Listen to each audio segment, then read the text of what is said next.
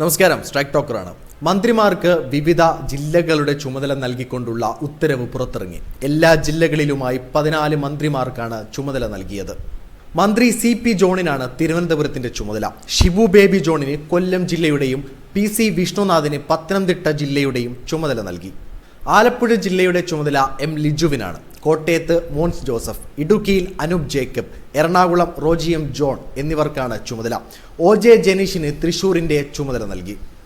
N Shamsuddin Palakkad ജില്ലയുടെ ചുമതല നൽകിയപ്പോൾ മലപ്പുറത്ത് PK ബഷീറിനും കോഴിക്കോട് AP അനിൽകുമാറിനുമാണ് ചുമതല.